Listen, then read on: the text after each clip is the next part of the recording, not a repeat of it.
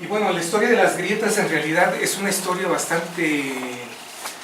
esta es una foto de finales de los 80s, en la transición de la Sierra de Santa Catarina con la zona lacustre.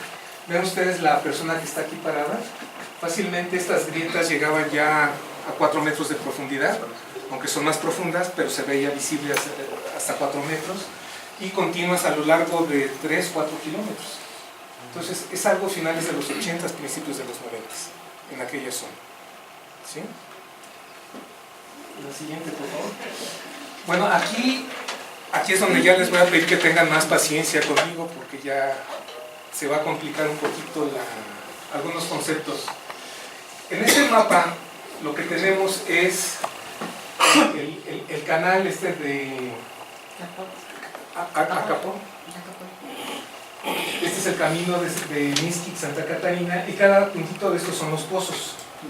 ¿Sí? Y además tenemos muestras inalteradas de los sedimentos lacustres, que son estos sitios de aquí. ¿Sí? Y algunos registros que se hicieron registros de penetración estándar, que se llaman. Entonces, lo curioso fue que, ven ustedes las mangueritas aquí, que instrumentamos en los finales de los 80s. Aquello estaba plano, no había ningún problema, podíamos entrar caminando, y después ya teníamos que entrar en lanchitas, después de 2, 3, 4 años. Y esta era la lancha que es de juguete, ¿no? Pero ya al menos podíamos entrar para hacer las mediciones. Bueno, esto es el nacimiento del nuevo lago de Chalco. Apareció, la siguiente, por favor, la siguiente, la siguiente. Ok, nos regresamos, por favor, María. Pues ahorita vamos a ver la anterior todavía. Esta de aquí. Bueno, está en inglés, es parte de una publicación. Lo único que les voy a comentar sobre esto es de que tenemos datos de diferentes profundidades, tenemos datos de una serie de parámetros. Por ejemplo, esta gráfica es profundidad hasta 150 metros, ¿sí? Y lo que quiero mostrarles aquí nada más es que son diferentes parámetros que tienen que ver con el comportamiento de estos sedimentos. Esto que se llama aquí de relación de vacío, cada puntito de eso nos está dando un dato, ¿sí? O sea, no quiero que lo entiendan, nada más que vean que tenemos datos a diferentes profundidades, a diferentes y de diferentes, con estos datos nosotros podemos predecir los hundimientos. A cierto volumen, a cierta caudal de extracción, podemos calcular cuál va a ser los hundimientos. O sea, es la razón de mostrárselos, pero que son parámetros que son continuos con la profundidad. ¿Sí? O sea, no es un parámetro que tomamos arriba en la superficie, sino son parámetros que se midieron cada 5 o cada 10 metros de profundidad. Y de ahí lo valioso, porque nos están diciendo que no son constantes. ¿Sí? Y la idea es que ustedes vean que hay datos. ¿Sí? Nada más. La siguiente, por favor. Ahora, para poder hacer predicciones de los hundimientos y ver cómo se va comportando el subsuelo, necesitamos utilizar modelos matemáticos. Necesita...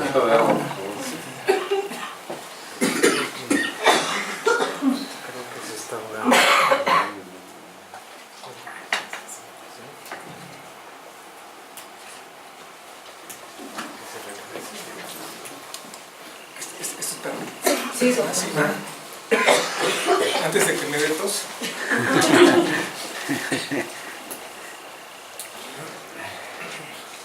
Entonces, esto también es para mostrarle que hay muchos datos, pero además, una de las grandes contribuciones que se hicieron aquí en Valle de Chalco es que a los datos que tenemos pudimos ajustarles modelos matemáticos.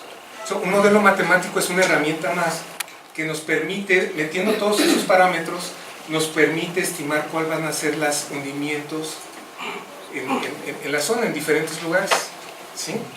Y esto que les comento es muy importante porque pudimos calibrar los modelos. El hecho de que podamos, por ejemplo, en este caso, son los hundimientos desde 1900, de los 60s a los 90s. Esta es la manera que se hundió desde 3-4 metros en algunos sitios hasta 8 metros en otros. Nos permitió calibrar el modelo matemático, de tal manera que podemos hacer predicciones en el tiempo de los hundimientos en diferentes lugares.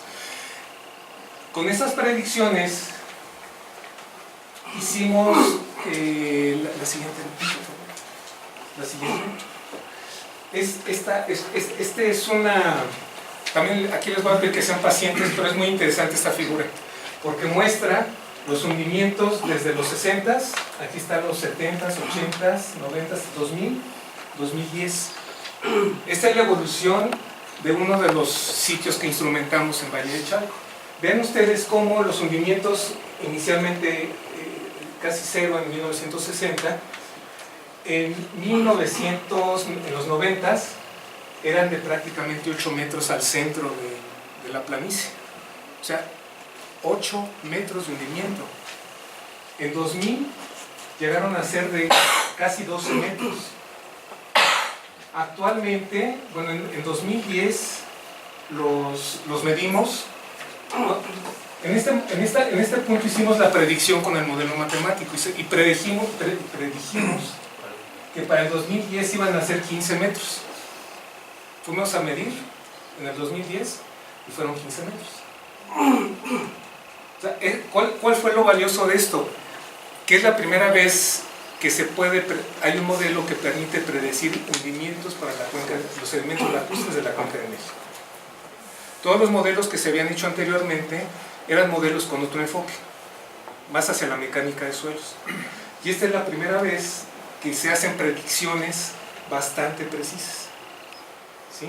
Hay otro artículo, bueno, que ahorita se los muestro, otro artículo donde se hicieron predicciones para el año 2020.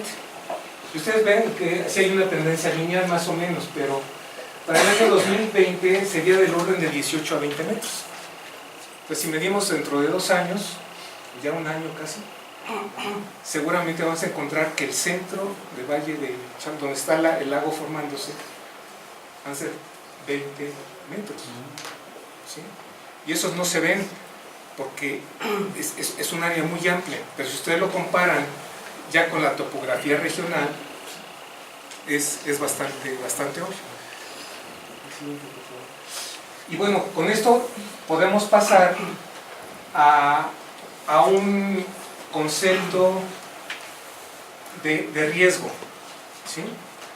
O sea, aquí ya tenemos, ahí está el volcán de Tlapacoya del Elefante, tenemos aquí el Jico, tenemos la carretera Chalco-Jico, aquí está Tláhuac, aquí están los 14 pozos, y el lago que se formó es es como una C invertida, ¿no? Nosotros al principio pensamos que iba a ser un círculo, iba a ser un lago con esta forma así, que se iba a formar así, una forma más o menos circular, regular. Y lo curioso es de que se formó con esas características. ¿Sí? ¿Ustedes a qué creen que se deba?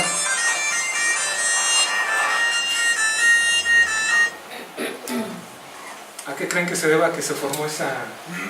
En lugar de ser un lago circular, pues la tendencia era que formara algo más regular, ¿no? Yo creo que, como indicamos al principio, extraer el agua de las profundidades, pues por obvio va formando huecos. Entonces, no son regulares, son irregulares. En algunos lados encontramos pozos que succionan el agua y va yo me supongo que por la distancia entre pozo y pozo o entre el territorio como va sucediendo el agua, van quedando las cavidades pero no regulares, por eso es de que queda así, no en esa forma, ¿no? Y aquí lo interesante es de que es aquí en estos pozos que son justamente donde estaba la lengua de basalto de 100 metros. ¿Sí? Entonces, porque abajo en el subsuelo no quedan huecos. Los huecos se compactan desde abajo hasta abajo, ¿sí? Entonces, al compactarse acá abajo, se pierde volumen, entonces lo vemos nosotros como hundimiento. Y aquí en este caso, es porque en esta zona, en estos pozos es donde tenemos una lente de basalto que ahora ya sabemos hacia dónde se extiende. Es una erupción que hizo los volcanes de Santa Catarina y que la lengua de basaltos llegó hasta aquí. Aquí se detuvo. Entonces, los hundimientos son muy rápidos aquí en esta zona y más lentos acá.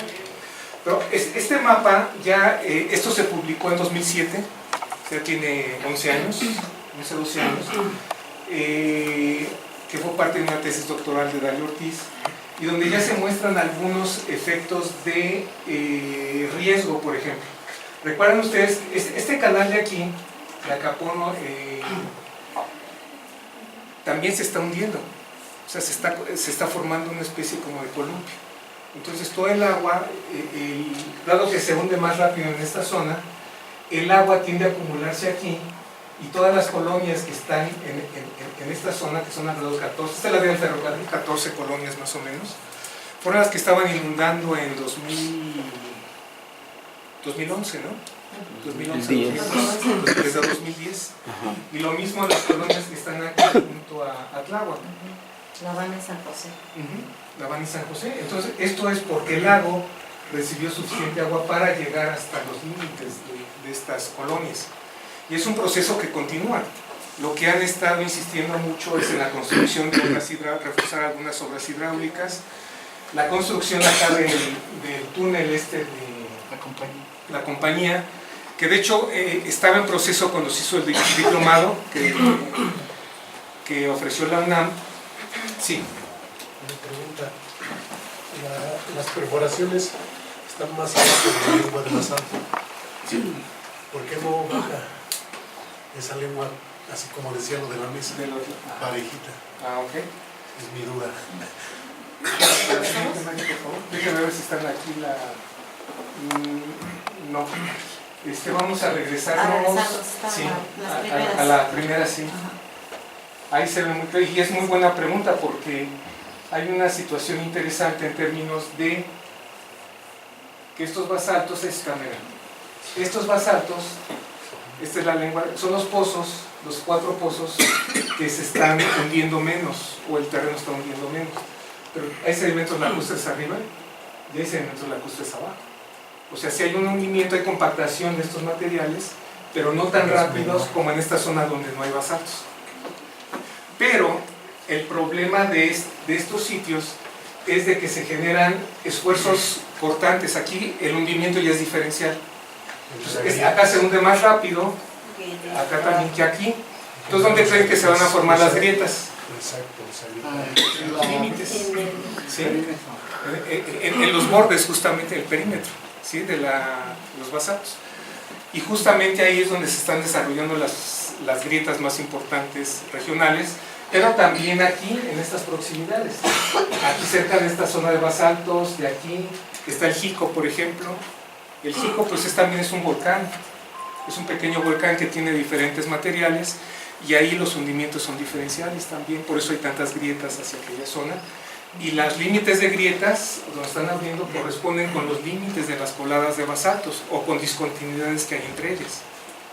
¿Sí? Entonces ahora sí nos vamos otra vez hasta... Sí, gracias.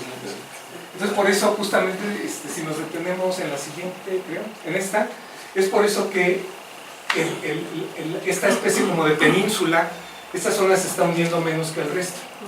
Entonces podemos ver claramente que la colada viene del volcán Santa Catarina. Hicimos mucha geofísica también, métodos indirectos, y ahí se comprueba esto. ¿Cómo vamos ahí? ¿Sí? ¿Sí? Doctor, Sí. una pregunta. ¿Hay una grieta que esté ahorita, que ponga en riesgo alguna parte de nuestro municipio? No hemos actualizado esa información. No la hemos actualizado.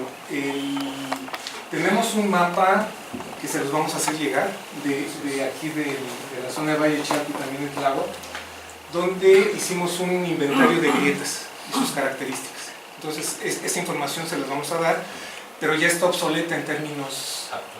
Sí, entonces sería interesante hacer una revisión y cómo ha estado la dinámica de estas grietas. Agradezco. Sí. Y de hecho, aquí la zona que se presentaba con mayor riesgo es esta de rojo, aquí también por los agrietamientos, pero se esperaba que para el 2015 el riesgo aumentara de acuerdo con este círculo.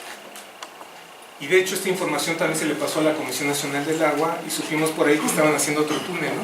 Que de hecho lo vimos con Maris Perón hace 3 años, 4. Sí, como 4 años. 4 años, ¿verdad? Entonces, el agua, bueno, hay algo importante que hay que comentar. En el diplomado que se dio en Valle de Chalco, que ofreció la UNAM, asistieron alrededor de 100 personas. Como 120. 120 personas. Y todo esto se les transmitió en un diplomado de 120 horas. Lo interesante es que muchas de las personas que estuvieron en el diplomado empezaron a interactuar con los funcionarios de gobierno, con agua principalmente. De tal manera que tuvieron que modificar el proyecto en algunas partes, porque las personas que estuvieron en el diplomado tenían los elementos para enfrentarse con la autoridad del agua. ¿Sí? Y vieron, la gente identificó muchos problemas que no estaban bien definidos o identificados o resueltos por la autoridad.